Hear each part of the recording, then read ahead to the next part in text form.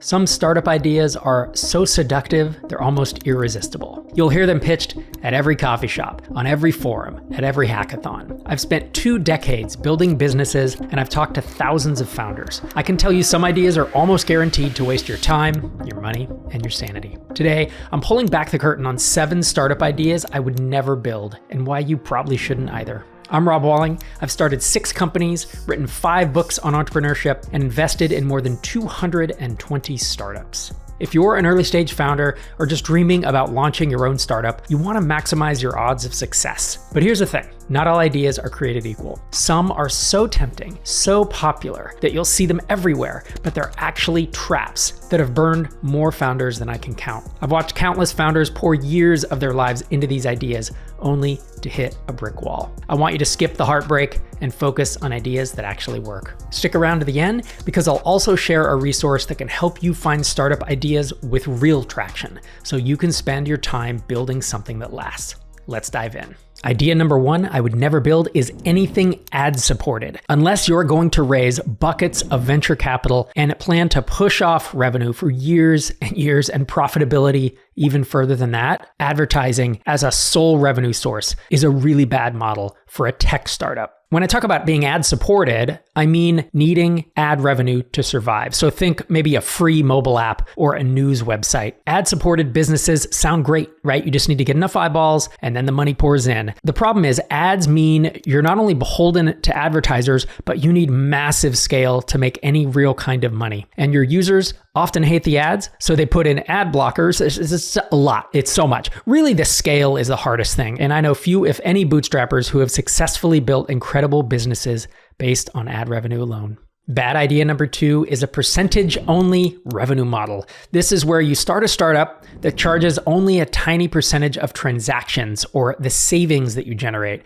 So for example, a fintech app taking a small slice of each financial transaction. This is even a business like Stripe. And you might say, well, Stripe is very successful. That's true. They've also raised a cajillion dollars. They went through Y Combinator and they are on that venture path, a decacorn, but they're even beyond that. Aren't they worth 100 billion or 70 billion? That's an incredible valuation, but they're the one. And if you want to go down that path, then this channel is probably not the channel for you. And that's what I mean when I say I wouldn't start that type of business, because I want freedom, purpose, and relationships. I want to be in control of my business. I want to mostly bootstrap things. And so this model of just taking a percentage, it's called GMV. It's the gross merchant volume that is processed through your platform. So taking a percentage of GMV sounds appealing, right? Easy sale, no upfront costs. But the problem is, unless you handle enormous volumes, tiny percentages almost never add up to anything sustainable. Even Shopify, which started years ago in maybe 2005, they only took a percentage of GMV at the start. Then they quickly realized we can't make enough money doing this. And so they moved to monthly pricing plans. And if you go to their pricing page today, that's what you'll see.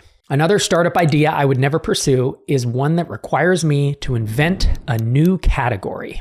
This is where you try to create a completely new type of product or a market segment from scratch. It's visionary, it's romantic, it's amazing, but inventing a new category typically means spending, 5 to 10 years and $5 to $50 million educating your customers before you can have an incredible business, right? Category creation requires huge upfront investment, deep pockets, and patience that most bootstrap founders don't have the luxury of having. If you're enjoying this video, I'd love it if you'd hit the like button and subscribe to the channel. I'm almost at 100,000 subscribers, and I'd really appreciate your help getting there. The 4th startup idea I would not pursue is anything that sells to consumers. When you sell directly to consumers, like if you're selling a mobile app, a consumer gadget, a lifestyle product, or B2C SaaS, it looks glamorous. But these are incredibly difficult businesses to bootstrap because your customer acquisition costs have to be almost zero. Consumers are fickle. They take a lot of support. Their churn rates are high. Profit margins are typically razor thin. Everyone complains when you raise your prices. You think about Netflix or HBO Max raising their prices $1 and everyone panics. So unless you have significant funding, strong marketing skills, and real knowledge of B2C, I would avoid it. The 5th business idea that I would not pursue is a 2-sided marketplace, unless I already had one side of the market in place. Two-sided marketplaces are platforms that connect two groups, like Uber connects drivers with passengers and Airbnb connects guests and hosts. Marketplace startups have the chicken and egg problem, the cold start problem.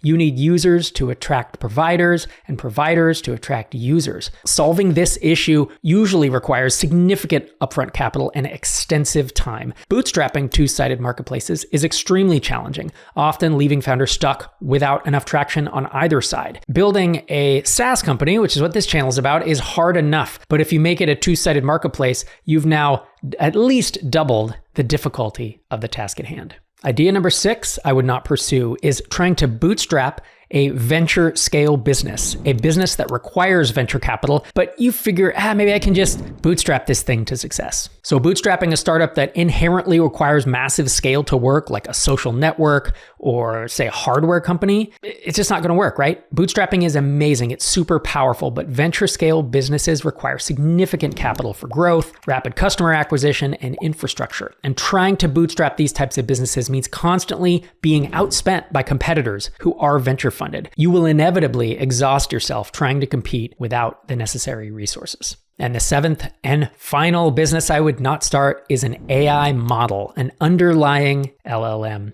Creating your own foundational AI model or a generalized AI solution from scratch is something that I'm going to leave to Google, Facebook, OpenAI, whoever else is in the game right now. They have billions, if not tens of billions of dollars in the bank, and that's what it's going to take to compete in that landscape. AI is so incredibly tempting right now, but building your own model is just ridiculously expensive and ridiculously technical. You're going to spend huge sums just on compute costs and AI talent with no guaranteed income. And in fact, all of these companies that are building these models are losing a tremendous amount of money on them right now because that's how venture capital works. You need to invest a ton of money and a ton of time and lose a bunch of money, usually up front, to seize as much of the market as you can. And then you monetize that over the long term. So unless you're already sitting on millions or hundreds of millions or billions in funding, and you have an elite technical team, creating your own foundational AI model is a quick way to burn through cash without meaningful progress. So in this video, you've learned what not to build, but you're probably thinking, okay, Rob, but what should I build? And I get asked that question like 19 times a week. So I built something to help. It's called the SaaS Launchpad. I packed everything I know about finding and validating profitable SaaS ideas into a 9.5-hour video course. But you don't have to dive in all at once. I'm giving away my favorite part for free. It's the 28-minute module called the DNA of a Great SaaS Idea. In it, I break down the exact criteria I'd use to choose the right idea to work on next if I was starting over from scratch. And you can grab that now at saaslaunchpad.co or find the link in the description for this video. Once you think you've found a great SaaS idea, the next step is making sure your idea is actually solving a real problem for people who are willing to pay you real money. In this next video, I'll show you exactly how to validate your SaaS idea before you start building. Go check it out to get the step-by-step plan I would use to make sure I was building something worthwhile. Make sure you've subscribed to the channel for more videos like this, and I'll see you next time.